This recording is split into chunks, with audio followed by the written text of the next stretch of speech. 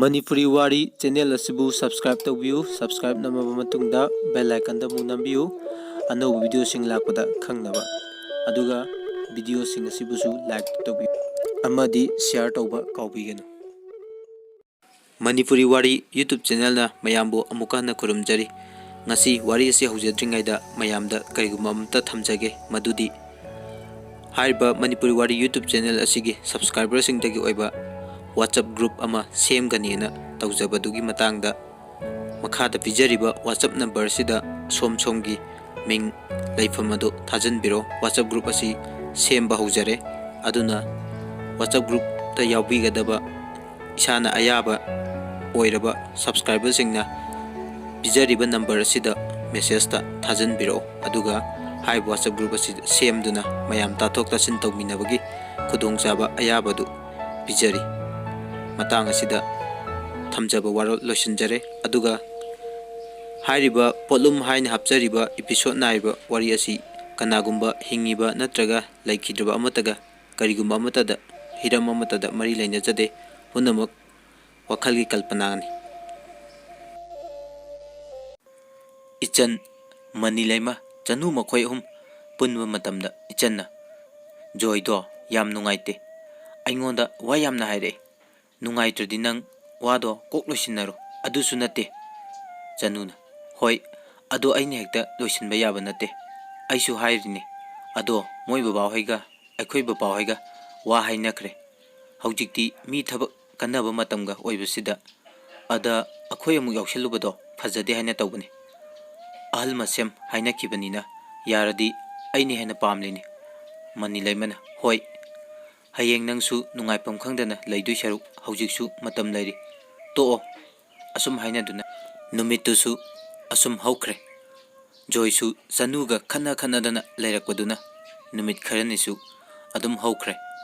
nongmagi nungthil amasu joy do janu hoiramda laami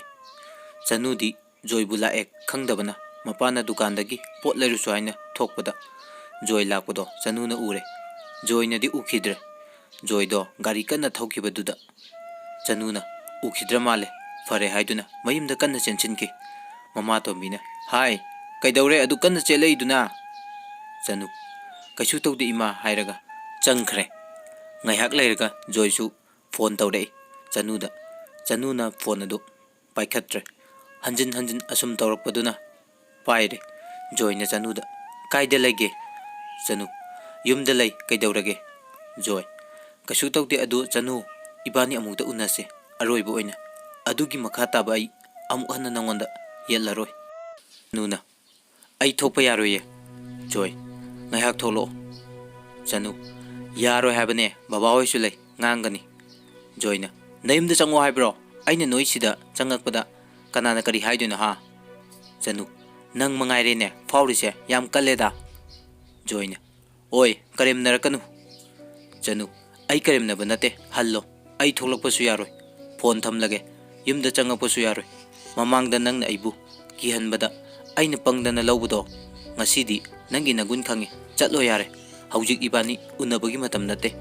ai thamage haraga phone ado kakthalaga off thamkhre januna asuk nungsidabasibu kaino khangde laibaki nikhalaga lairage hairasu makhoi mamana haira iduna kaino aibu hayeng amu otpiradi makhoi mamasu tanthokibani makhoi mayam changdana hai as sidabu aina amu kamai tawba haina sum khallaga janudi adum tumthakre phana kuina tumthakre mama hoina su hodok pidre numidang wayam yawre mani lemalai janubu kau duna change mani lemana is kaya nungai no yengu mana sida januna mitchingle janu kaidawrage mani lema nangna nungai rena nangdi akoina somda sidore januna kaidawrage haise mani lemana joy do lae phone tawre amta thoklo na ichan chu thoklei aduga joyna nang kawro mukta na haire ngasai nangon phone tawrakpodo akoi fulap lei nang tholakpa yaroi haibaduda noida changnena angam tandana ibema as berani he ado nangbudi mana nungsiramdau male magi mawse amuksu manupi chele haiba mi loina khangi aduga amuksu pinade hairadi amuka hena ikai banangani haina khallira khangde janu ꯈꯪꯗꯦ ꯇꯧꯔꯤꯁꯦ ꯑꯩꯁꯨ ꯅꯨꯡꯉꯥꯏꯇꯦ ꯑꯃꯨꯛꯁꯨ ꯑꯗꯨꯕꯨ ꯀꯩꯒꯤꯅꯣ ꯈꯪꯗꯦ ꯃꯥꯁꯦ ꯁꯨꯅꯨꯡ ꯅꯨꯡꯁꯤꯌꯨ ꯌꯥꯗꯦ ꯁꯤꯗꯩꯁꯤꯗ ꯑꯃꯨꯛ ꯃꯣꯏ ꯃꯃꯥ ꯃꯥꯕꯨ ꯍꯦꯛ ꯄꯣꯛꯂꯤꯕꯗꯨꯅ ꯋꯥ ꯀꯌꯥꯃꯨꯛ ꯍꯥꯏꯔꯛꯏ ꯀꯤꯖꯩꯌꯦ ꯑꯩꯅ ꯑꯉꯥꯡꯒ ꯑꯣꯏꯔꯦ ꯃꯃꯥ ꯐꯥꯎꯕ ꯂꯩꯕ ꯉꯝꯗꯗꯨꯅ ꯆꯠꯈ꯭ꯔꯦ ꯑꯗꯨꯒ ꯅꯨꯄꯤ ꯑꯃ ꯄꯨꯁꯤꯜꯂꯛꯑꯦ ꯍꯥꯏꯗꯣ ꯃꯣꯏꯁꯦ ꯑꯁ ꯑꯩꯒꯤ ꯂꯥꯏꯕꯛꯁꯦ ꯍꯣꯏ ꯐꯔꯦ ꯌꯥꯝ ꯍꯦꯟꯅꯁꯨ ꯈꯜꯂꯨꯔꯅꯨ ꯍꯧꯖꯤꯛꯇꯤ ꯅꯪꯒꯤ ꯑꯄꯥꯝꯕ ꯇꯧꯔꯣ ꯅꯪꯒꯤ ꯈꯨꯠꯇ ꯂꯣꯏꯅ ꯂꯩꯔꯦ ꯑꯗꯣ ꯑꯩ ꯆꯠꯂꯒꯦ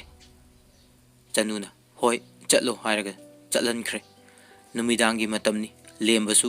ꯄꯥꯎꯗꯨ ꯇꯥꯔꯕ ꯈꯪꯗꯦ ꯀꯣꯂꯦꯖꯇ ꯆꯠꯄꯒꯤ ꯊꯣꯛꯂꯛꯄꯗꯨꯗ ꯆꯅꯨꯗ ꯐꯣꯟ ꯇꯧꯔꯒ ꯄꯉꯥꯡꯗ ꯉꯥꯡꯂꯤ ꯁꯥꯎꯔꯤ ꯑꯗꯨꯕꯨ ꯆꯅꯨꯗ ꯌꯥꯝ ꯍꯦꯟꯅꯁꯨ ꯉꯥꯡꯕ ꯉꯝꯗꯦ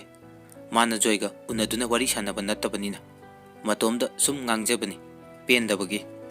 ꯂꯦꯝꯕꯅ ꯆꯅꯨꯗ ꯑꯗꯣ ꯑꯩ ꯀꯣꯂꯦꯖ ꯌꯧꯔꯦ ꯊꯝꯂꯒꯦ ꯅꯪꯁꯨ ꯐꯖꯅ ꯂꯩꯌꯨ ꯍꯥꯏꯔꯝꯂꯒ ꯐꯣꯟ ꯑꯗꯨ ꯊꯝꯈ꯭ರೆ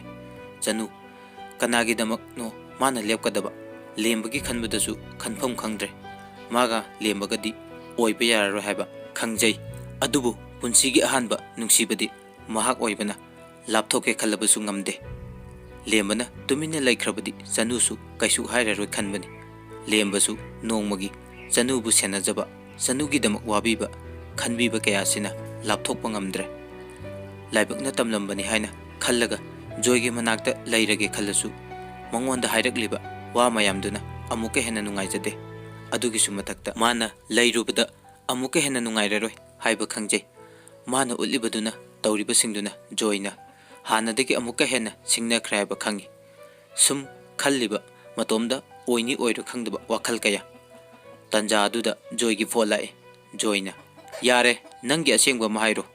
ꯆꯅꯨꯅ ꯅꯈꯣꯏ ꯕꯕꯥꯍꯣꯏ ꯊꯥꯔꯛꯑꯣ ꯑꯩꯁꯨ ꯁꯣꯝꯗ ꯍꯥꯏꯔꯒꯦ ꯖꯣꯏꯅ ꯀꯩꯒꯤ ꯆꯅꯨ ꯋꯥ ꯂꯣꯏꯁꯤꯟꯅꯅꯕ ꯍꯥꯏꯔꯒꯦ ꯖꯣꯏꯅ ꯑꯣ ꯑꯩ ꯏꯁꯥꯅ ꯌꯥꯗꯦ ꯏꯖꯗꯥꯕꯤ ꯄꯤꯌꯣꯒ ꯍꯥꯏꯔꯒ ꯑꯩꯁꯦ ꯃꯨꯠꯍꯜꯂꯒꯦ ꯍꯥꯏꯔꯣ ꯆꯅꯨ ꯖꯣꯏꯒꯤ ꯋꯥꯍꯩꯗꯨꯗ ꯕꯤꯡ ꯂꯥꯎꯈ꯭ꯔꯦ ꯑꯣꯏ ꯃꯤꯐꯠꯇ ꯅꯪꯉꯣꯟꯗꯒꯤ ꯁꯤꯀꯤ ꯑꯃ ꯐꯥꯎꯕ ꯂꯧꯔꯒ ꯆꯥꯒꯗꯕ ꯃꯤꯗꯣ ꯑꯩ ꯅꯠꯇꯦ ꯑꯩ ꯄꯩꯁꯥ ꯈꯔ ꯂꯧꯔꯒ ꯄꯪꯌꯥ ꯌꯥꯒꯗꯕ ꯃꯤꯗꯣ ꯑꯩ ꯅꯠꯇꯦ ꯈꯪꯉꯕ ꯊꯝꯃꯣ ꯌꯥꯔꯦ ꯖꯣꯏꯅ ꯀꯩꯒꯤꯅꯣ ꯅꯪꯅ ꯋꯥꯈꯜ ꯂꯦꯞꯇ꯭ꯔꯤꯗꯣ ꯅꯍꯥꯟꯅ ꯂꯣꯏꯁꯤꯟꯅꯕ ꯌꯥꯕꯗꯨꯗ ꯑꯗꯨꯗꯤ ꯁꯥꯟꯅꯩꯔꯣ ꯅꯪꯒꯤꯗꯣ ꯑꯩꯕꯨ ꯎꯁꯤꯠꯇ꯭ꯔꯤꯔꯣ ꯆꯅꯨꯁꯨ ꯁꯥꯎꯕ ꯍꯦꯟꯃꯟꯈꯤꯕꯅ ꯉꯥꯡꯅꯤ ꯉꯥꯡꯂꯣꯏ ꯈꯪꯈꯤꯗ꯭ꯔꯦ ꯆꯅꯨ ꯑꯩ ꯅꯪꯕꯨ ꯅꯨꯡꯁꯤꯗꯦ ꯑꯗꯨꯕꯨ ꯂꯥꯏꯕꯛꯀꯤꯅꯤ ꯈꯜꯂꯒꯦ ꯍꯥꯏꯅ ꯈꯜꯂꯝꯕꯅꯤ ꯑꯗꯣ ꯖꯣꯏꯅ ꯑꯗꯣ ꯀꯩꯗꯧꯔꯕ ꯆꯅꯨ ꯅꯣꯏꯒꯤ ꯃꯃꯥ ꯑꯍꯟꯗ ꯍꯪꯉꯣ ꯑꯗꯨ ꯀꯩꯀꯩ ꯍꯥꯏꯈꯤ ꯍꯥꯏꯕꯗꯣ ꯑꯩꯈꯣꯏ ꯃꯥꯒ ꯋꯥꯔꯤ ꯁꯥꯈꯤꯕꯅꯤ ꯋꯥꯔꯤꯗꯣ ꯑꯩꯅ ꯍꯥꯏꯕꯗꯤ ꯅꯨꯡꯉꯥꯏꯇꯦ ꯄꯨꯟꯁꯤꯁꯦ ꯐꯥꯒꯤ ꯌꯥꯗꯕꯅꯤ ꯅꯪ ꯑꯩꯅ ꯉꯁꯤ ꯉꯥꯡꯅꯔꯤꯕꯁꯦ ꯐꯥꯒꯤꯅꯤ ꯍꯥꯏꯔꯒ ꯍꯟꯗꯣꯛꯄ ꯌꯥꯔꯔꯣꯏ ꯄꯨꯝꯅꯃꯛꯁꯦ ꯅꯪꯅꯅꯤ ꯅꯪꯅ ꯑꯩꯒꯤ ꯄꯨꯟꯁꯤꯕꯨꯁꯨ ꯉꯁꯤꯗꯤ ꯅꯪꯅ ꯃꯥꯡꯍꯟꯕꯤꯔꯦꯗꯅ ꯁꯤꯗꯒꯤ ꯍꯦꯟꯕ ꯀꯔꯤ ꯑꯃꯨꯛ ꯄꯥꯝꯂꯤꯒꯦ ꯖꯣꯏ ꯍꯟꯗꯛꯇꯤ ꯀꯩꯁꯨ ꯈꯨꯝꯂꯛꯇ꯭ꯔꯦ ꯆꯅꯨꯅ ꯊꯝꯃꯣ ꯌꯥꯔꯦ ꯍꯌꯦꯡꯒꯤ ꯅꯨꯃꯤꯠꯇ ꯅꯣꯏ ꯑꯍꯜꯁꯤꯡ ꯊꯥꯔꯛꯑꯣ ꯍꯥꯏꯔꯒ ꯊꯝꯃꯤ ꯑꯗꯨꯕꯨ ꯆꯅꯨꯁꯨ ꯃꯆꯤꯟꯗ ꯐꯅꯌꯥꯝ ꯍꯥꯏꯔꯁꯨ ꯉꯥꯡꯂꯁꯨ ꯊꯃꯣꯏꯗꯗꯤ ꯀꯞꯂꯤꯕꯅꯤ ꯆꯅꯨ ꯀꯞꯅ ꯀꯞꯅ ꯃꯃꯥꯗ ꯋꯥꯔꯤ ꯄꯨꯝꯕ ꯇꯝꯂꯦ ꯆꯅꯨꯅ ꯃꯈꯥ ꯇꯥꯅ ꯏꯃꯥ ꯋꯥ ꯂꯣꯏꯁꯤꯟꯅꯅꯕ ꯑꯃꯨꯛꯇ ꯍꯥꯏꯅꯕꯤꯌꯨ ꯑꯩ ꯌꯨꯝ ꯄꯥꯜꯂꯔꯣꯏ ꯃꯃꯥꯅ ꯌꯥꯔꯦꯁꯦ ꯇꯣꯛꯂꯣ ꯀꯞꯂꯅꯨ ꯑꯩ ꯅꯈꯣꯏ ꯕꯕꯥꯗ ꯍꯥꯏꯅꯍꯜꯂꯒꯦ ꯍꯥꯏꯔꯝꯂꯒ ꯊꯣꯛꯈ꯭ರೆ ꯃꯃꯥ ꯇꯣꯝꯕꯤꯅꯁꯨ ꯃꯄꯥ ꯆꯥꯎꯕꯗ ꯃꯈꯣꯏ ꯕꯕꯥ ꯏꯕꯦꯝꯃꯅ ꯋꯥ ꯂꯣꯏꯁꯤꯟꯅꯕꯤꯔꯣ ꯂꯨꯍꯣꯡꯕ ꯉꯝꯂꯣꯏ ꯍꯥꯏꯔꯤ ꯀꯃꯥꯏ ꯇꯧꯁꯤ ꯍꯥꯏꯕꯅꯣ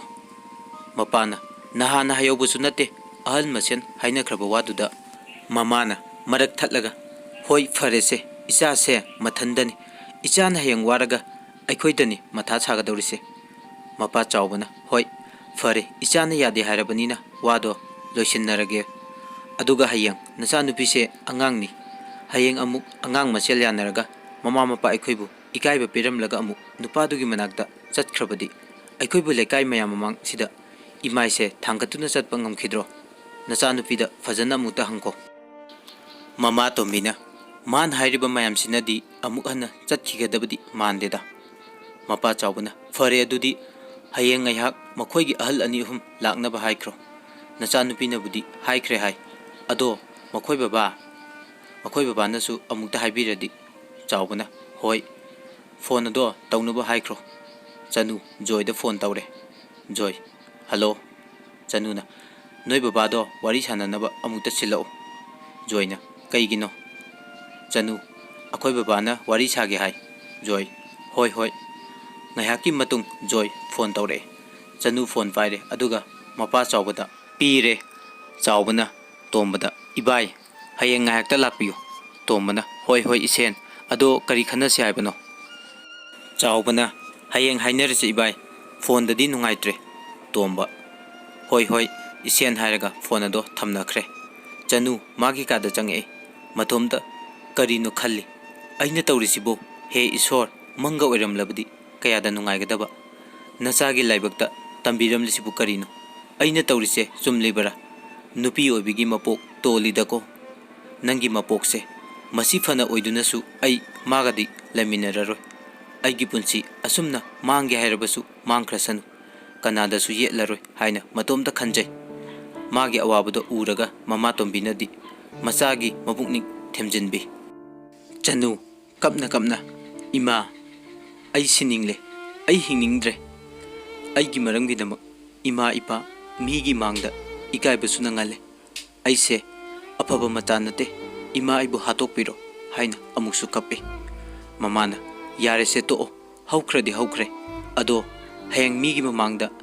namana pabu ikaiba piramlaga amuk chatkrabadi napase amuk hana themba yararo nang munna khaluko adugisu matakta lekai miyamna masa senabasu ngamloidabada hayeng amuk hana chensin khradi ikaiba nangnabani hainariba mayamse gyan tawko phare potharo haramlaga thokre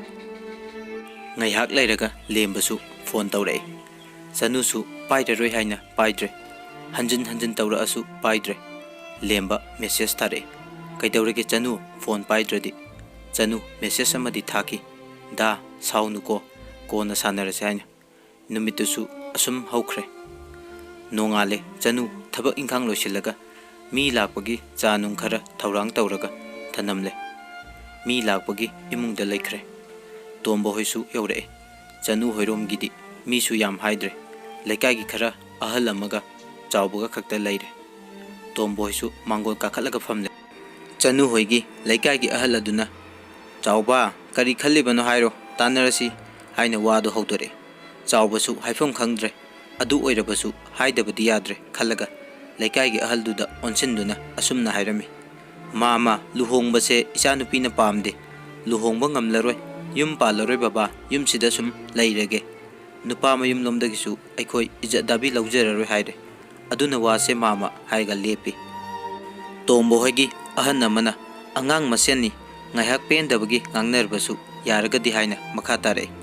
asum hainabaduna yadre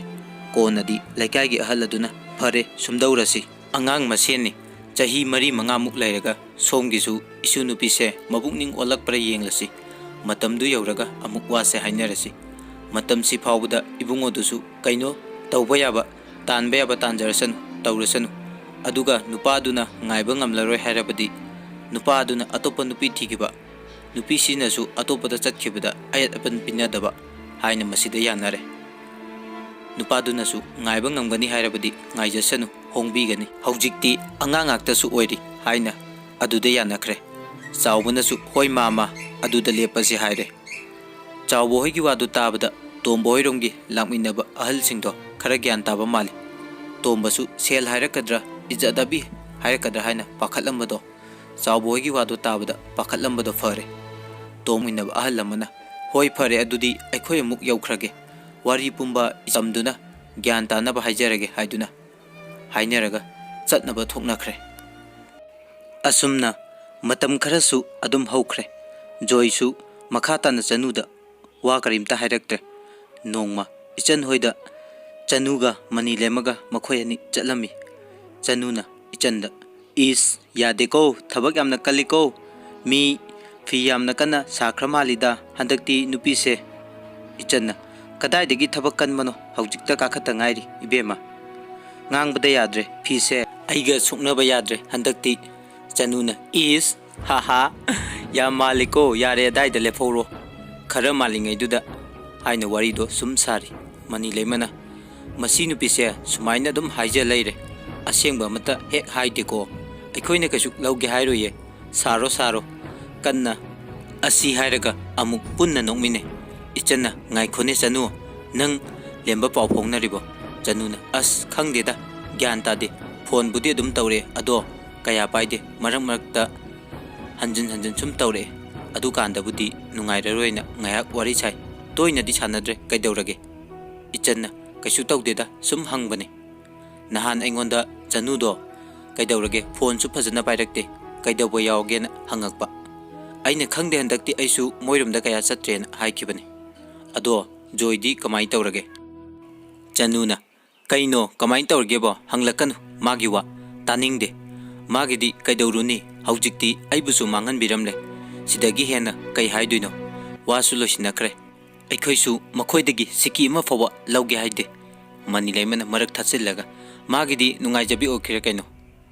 ichanna aingonda phone khara tawre mana haini ichan ai khallurga sum sauninge ado nang saudi saunuko aikhoi ani koinerase gaina aina aduna faradra ado aigisu nungsinaba laine haikibane ha jaja ni bema mana hairise aikoi manasu Chanu se kok laikhrage haidena nganglini